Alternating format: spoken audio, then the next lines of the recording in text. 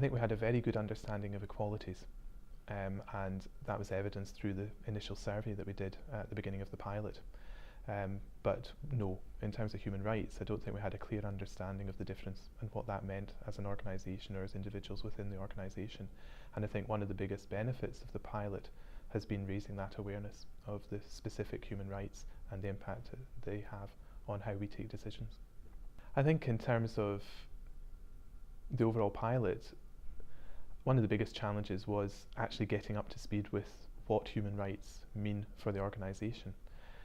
It's quite easy with equalities to understand how you pigeonhole people in communities, and you sort of think, well, if people are in a wheelchair, then there are rights that are associated with that. If people are blind, then you can understand what some of their requirements might be. When it comes to human rights, you're talking about individuals and their right to live in a particular way of their own choosing, and their right not to have that cut across by the organisations that work in the communities that they live in. It's very individual. It's very difficult to set out what your pro forma might be for how you approach human rights. And getting our heads around that was quite a big task. So I think that's one of the biggest things that we've had out of the pilot process, is actually getting to grips with the issue of human rights as opposed to equalities. And thinking about people as individuals. And actually, when we got round that, the experience that we've had as an organisation that does things like charter mark and customer service excellence helped, because that has trained us as an organisation to think about customers as individuals and to think about individuals' needs and requirements and to listen to them as individuals.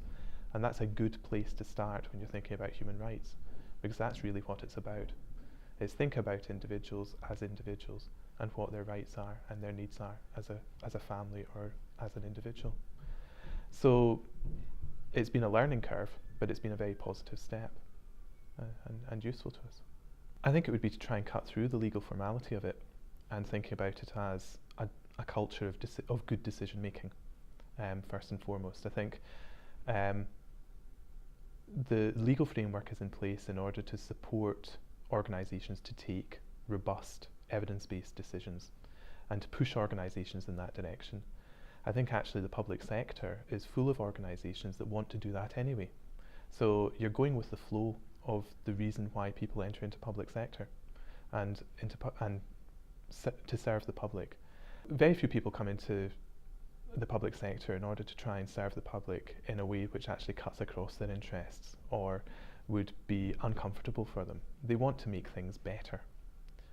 So actually go with that and put in place a framework or a system that suits the culture of your organisation, but that actually allows people and supports people to access the evidence that they need in order to make good decisions, to access the consultation that they need in order to understand their communities better, to access the data that they need in order to understand the needs and requirements of the customers that they're serving and that might be impacted on by their decisions that they're taking, and then to present that information in a way that's open and transparent enough that the ultimate decision taker, whether it's a board of directors or the councillors in a local authority, actually understand that evidence and are comfortable with that evidence at the point that they take that decision, and then publish it.